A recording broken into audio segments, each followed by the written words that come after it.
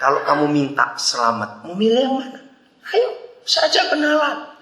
Saya tanya, untuk apa kamu maling terus? Sepinter-pinternya kamu tetap lebih pintar polisi, ketangkap kamu. Kenapa nggak mau kerja yang rajin? Saya sering memberi modal mereka untuk kerja yang baik. Saudara, harusnya begitu hati semua orang Kristen.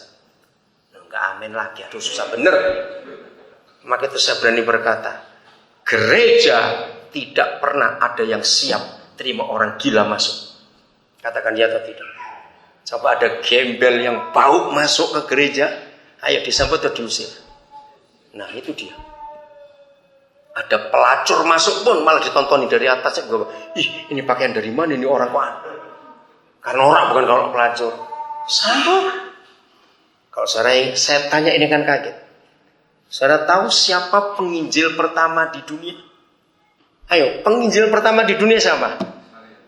Bukan Maria. Nah, ayo cepat. Perempuan Samaria. Itu penginjil pertama. Cepat buka Yohanes 4 ayat 39. Penginjil pertama itu pelacur, saudara. Saudara ketemu Yohanes 4:39? Ketika dia berangkat dari rumah ke sumur itu masih pelacur. Karena Yesus berkata, memang kamu gak punya suami, tapi 5 laki-laki itu pernah jadi suamimu. Nah, yang sekarang ke-6 itu masih ada di rumahmu. Ayo, profesinya apa? Kalau perempuan koleksinya laki-laki, bukan koleksi sepeda motor. Nah, kalau yang ke-6 ada di rumahmu, waktu dia balik dari sumur itu ke kampungnya, dia masih pelacur atau tidak? Loh, kok ragu-ragu, susah bener. Masih pelacur atau tidak? Masih. Berarti tetangga-tetangga masih kenal nggak kalau dia itu pelacur? Nah, lihat kata-kata itu. Ayo baca sama-sama. 1, 2, 3. Lalu berapa banyak? Dan banyak orang. Dari mana?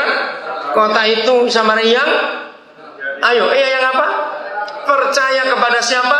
Yesus. Karena perkataan perempuan itu.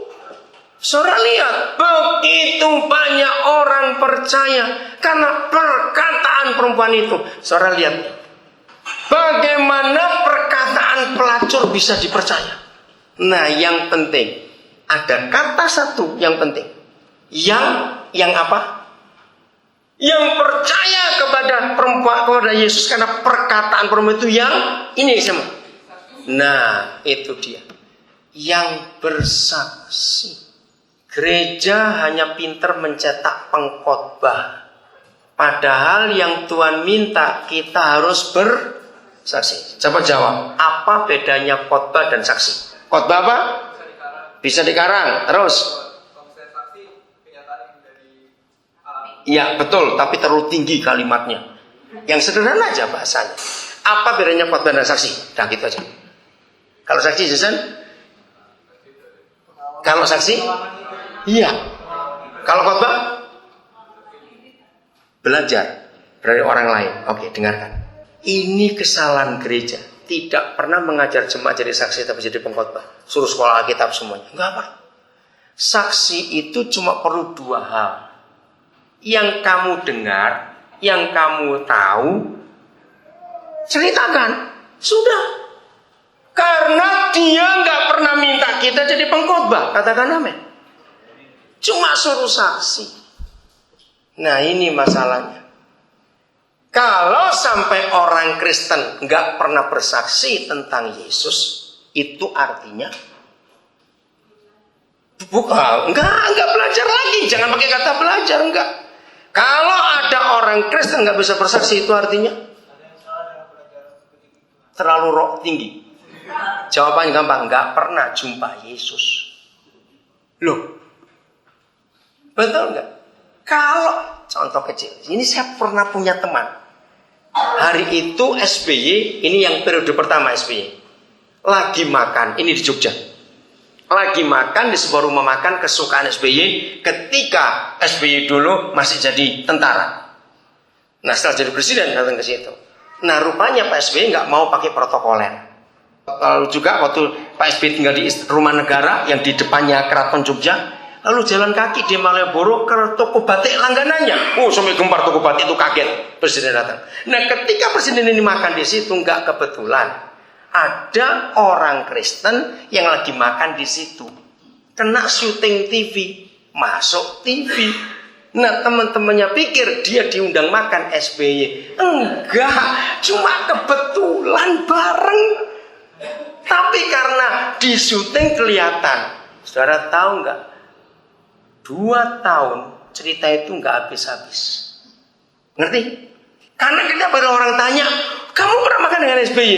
Dia enggak, cuma kebetulan. Bayangin. Itu nggak sengaja ketemu aja bisa saksi nggak habis-habis. Ingat teman-temannya Obama yang anak-anak SD Menteng dulu? Betul nggak? Waktu Obama baru jadi kandidat presiden, mereka sudah diwawancarai kiri kanan. Sampai hari ini cerita tentang Obama buat mereka nggak habis-habis. Mungkin juga ditambah-tambahin, saya tidak tahu. Itu urusan mereka. Guru-guru mereka juga cerita nggak habis-habis bagaimana ngajar Obama. Ya atau tidak? Bayangkan. Kalau orang-orang yang saya ceritakan bisa saksi pernah ketemu orang terkenal itu, kenapa mulut kita begitu jahat? Sulit ngomong tentang Yesus pada orang lain. Tapi kalau ngomongin orang, ampun sampai berseri. Jam 1 ya besok lagi ya. Kurang ajar nggak itu? Loh, ayo ngaku. Betul tidak? Jahat sekali kita ini. Jujur saudara, ternyata banyak orang Kristen gak pernah jumpa Yesus, maka itu gak punya bantu saksi. Lalu jumpa siapa kita pelayanan jungkir balik kayak begitu? Jumpa siapa kita aktif hampir tiap hari ke gereja? Ngomong Yesus gak pernah bisa, ngomongin orang lain pinternya luar biasa. Apalagi yang hobinya gosip itu, jahit aja mulutnya. Saudara, serius. Model apa Kristen kita? Ayo kita berubah. Amin. Ayo kita berubah. Supaya kebenaran ini nyata dalam hidup kita. Karena itu yang Tuhan rindu, yang Tuhan mau untuk kita masing-masing. Kapan terakhir kita memberi? Sudah beredar SMS lewat BlackBerry juga. Ada kalimat bagus.